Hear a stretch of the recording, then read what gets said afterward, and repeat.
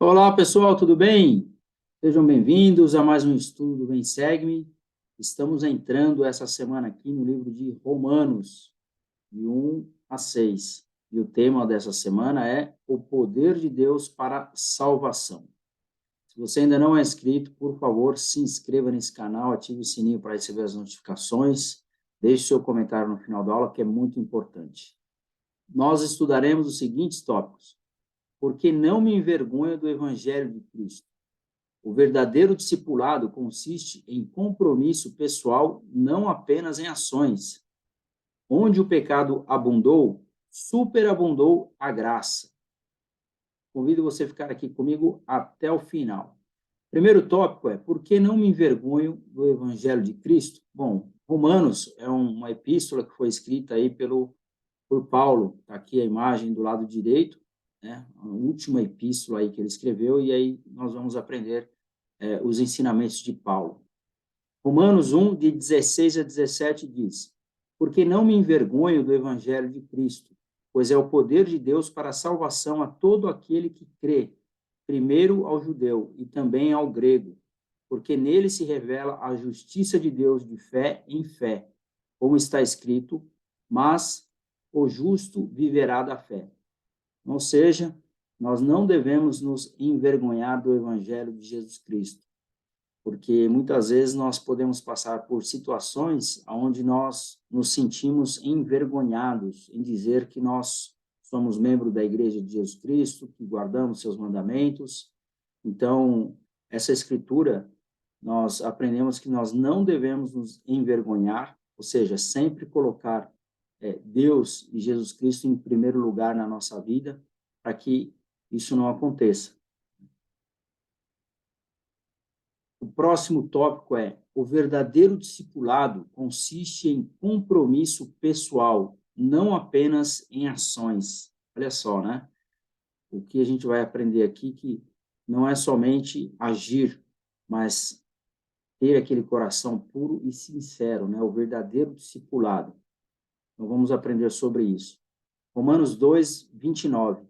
Mas é judeu o que o é no interior, e circuncisão é a do coração, no espírito, não na letra, cujo louvor não provém dos homens, mas de Deus.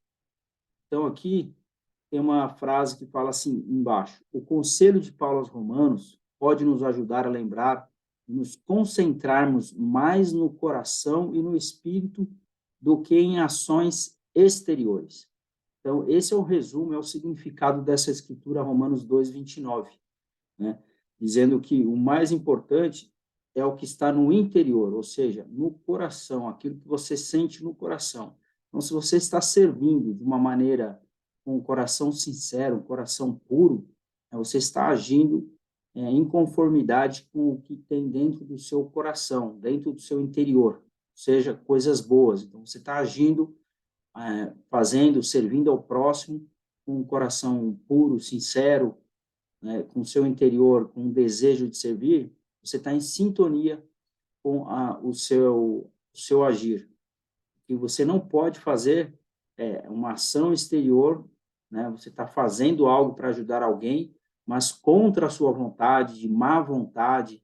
Então, Romanos 2, 29 diz que nós precisamos agir em sintonia, né? A maneira com que nós agimos, servindo ao próximo, prestando serviço na obra de Deus, deve ser esse sentimento que deve estar dentro do nosso coração também, em sintonia com aquilo que nós estamos fazendo, porque aquilo que está dentro de nós, aquele coração puro e sincero, o intento do nosso coração, é o que é mais importante para Deus. Não é o que você faz, mas é o que está dentro do seu coração. Vamos ver, substituindo a palavra judeu por sud e a palavra circuncisão por convênio, nós vamos entender um pouco melhor essa escritura. Então, eu vou ler aqui novamente Romanos 2, acrescentando aqui mais um versículo, que é o 28 e o 29. Diz assim: porque não é judeu, então a gente vai substituir, porque não é santo dos últimos dias, o que é o exteriormente. Então, ou seja, aquele que só está fazendo as coisas para se mostrar, aquilo que só está pensando com as coisas do exterior, né, aquilo que as pessoas vão achar de você, você não está sendo um santo dos últimos dias. Então, repetindo, porque não é santo dos últimos dias o que o é exteriormente, nem é convênio o que é o exteriormente na carne, mas é santo dos últimos dias o que é o no interior, o que o é no interior.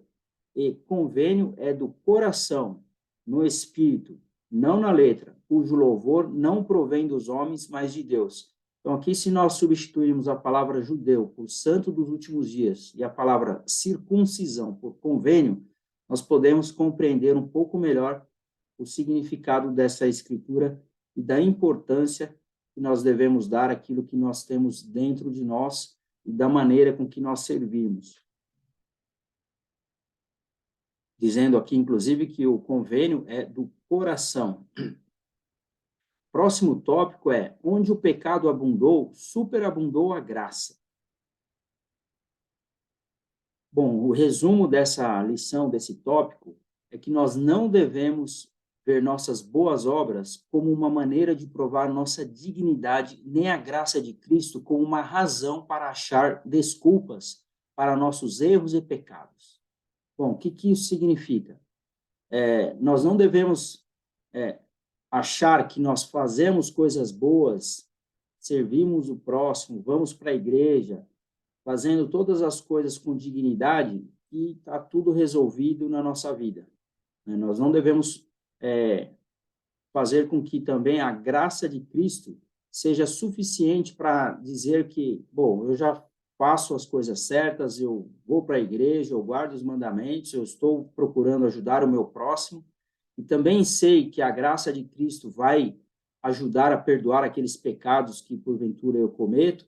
Então, por essas duas razões, eu estou tranquilo, porque eu sei que eu vou ser salvo pela graça de Cristo, né? Então, ou seja, isso seria uma desculpa você achar que você faz a coisa certa e de que a graça de Cristo, né, que é aquilo que você não consegue fazer por você mesmo para ser salvo, nós precisaremos da graça de Cristo para nos ajudar a ser salvo.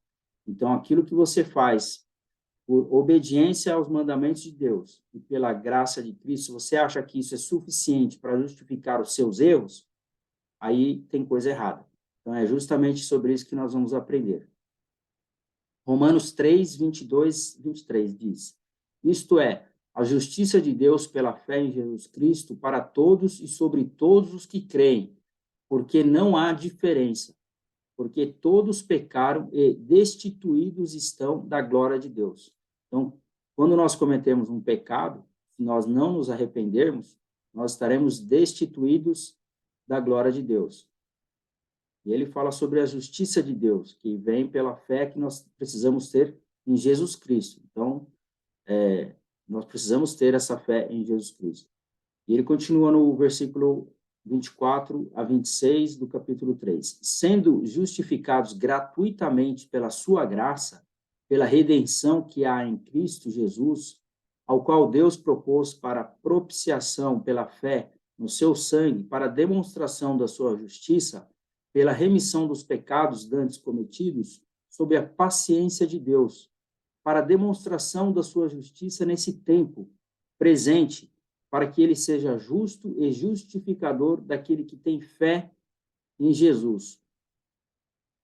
Então, ou seja, nós somos gratuitamente salvos, né, pela graça, pela redenção de que há em Jesus Cristo, pelo próprio sacrifício, né, expiatório que Jesus Cristo realizou por cada um de nós.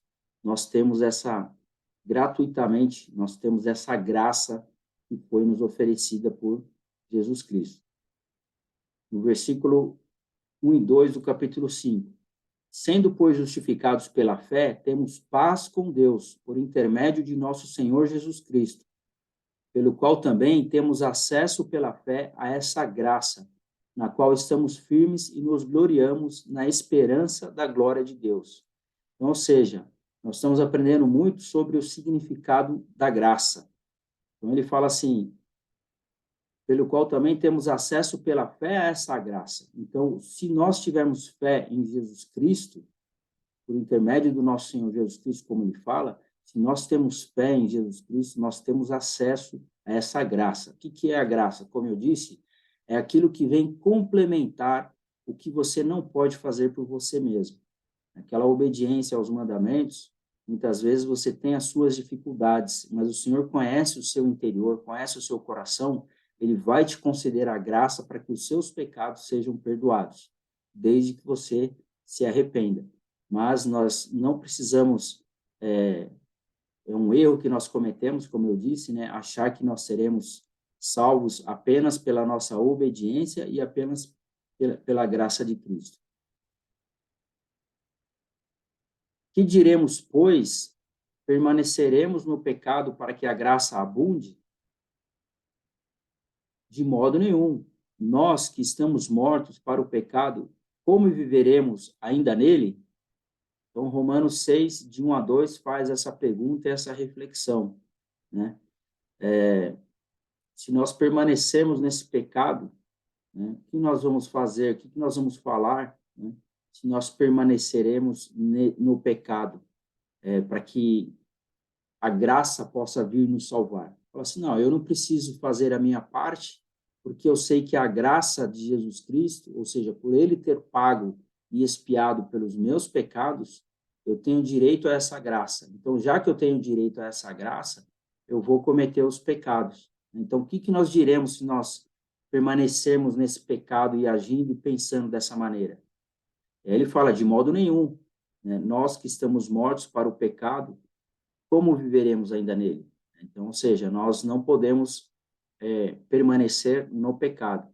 Pois que fruto tinhais, então, das coisas de que agora nos envergonhais? Porque o fim delas é a morte.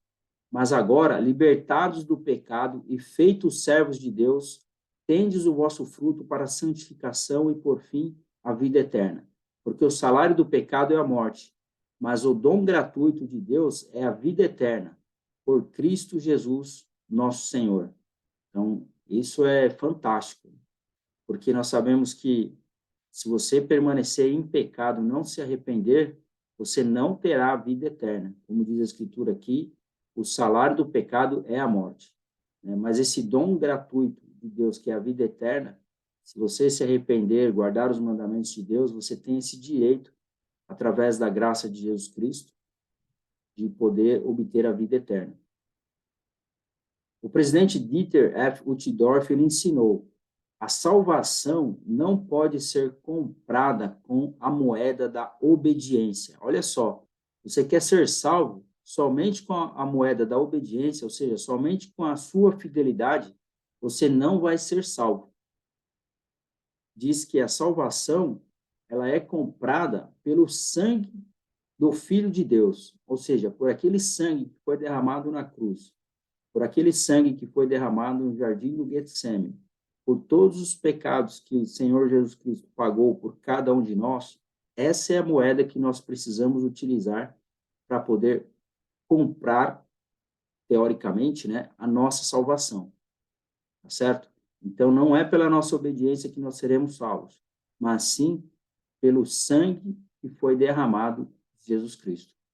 A graça é um dom de Deus e nosso desejo de sermos obedientes a cada um dos mandamentos é o estender da mão mortal para receber de nosso Pai Celestial esse dom sagrado. Então, ou seja, a graça, ela é oferecida por Deus, ela é um dom de Deus. E nós só podemos obter essa graça para a nossa vida se nós formos obedientes a cada um dos mandamentos. Então, ele até cita aqui, né, o estender da mão mortal para receber de nosso Pai Celestial esse dom sagrado. Então, quando você obedece a cada um dos mandamentos de Deus, você está estendendo a mão para poder obter o dom da graça de Deus, né, como essa imagem aí que eu coloquei do lado direito. Então, para você adquirir esse dom, para você ter o direito de receber esse dom da graça que Deus oferece para você, né, para que os seus pecados sejam perdoados, para complementar aquilo que você precisa para ser uma pessoa melhor, ele vai te oferecer o dom da graça, né? Mas você, para ter esse direito, você precisa fazer a sua parte. Qual é a sua parte? Obedecer aos mandamentos de Deus. Eu acho que esse exemplo aqui é fantástico para que a gente possa entender a mensagem principal dessa aula. Para finalizar, a última citação do presidente Uchtdorf, ele diz: se a graça é um dom de Deus, por que então a obediência aos mandamentos de Deus é tão importante? Nossa obediência aos mandamentos de Deus vem como resultado natural de nosso amor e nossa gratidão infinitos pela bondade de Deus. Esse amor e essa gratidão genuínos mesclarão milagrosamente nossas obras com a graça de Deus. Olha que fantástico, né? Ou seja, se a graça é um dom de Deus, então por que eu preciso, né, obedecer aos mandamentos e por que é tão importante obedecer? Na verdade, ele fala que nossa obediência aos mandamentos é por nós, é a oportunidade que nós temos de demonstrar que nós amamos o nosso Pai Celestial, que nós amamos ao nosso Deus e o seu Filho Jesus Cristo. Então, esse amor e essa gratidão que nós temos, ela vai poder se juntar com o dom da graça que Deus nos oferece a cada um de nós, que é a graça de Deus. Bom, muito obrigado por essa aula, uma aula curta, uma aula importante. Eu convido você a estar aqui comigo na semana que vem. Vamos finalizar o livro de Romanos. Vamos aqui selecionar os versículos mais importantes, como eu fiz, e que eu convido você também a estudar as suas escrituras, estudar o Vem Segue-me por conta própria, e aquilo que eu não comentei aqui, se tem algum versículo importante no seu estudo, que você possa nos ajudar compartilhando aqui nos comentários e contribuindo com a nossa aula. Muito obrigado a todos, eu fico por aqui, convido você a compartilhar essa mensagem e deixe aqui o seu comentário, que é muito importante. Muito obrigado, um forte abraço, até a semana que vem.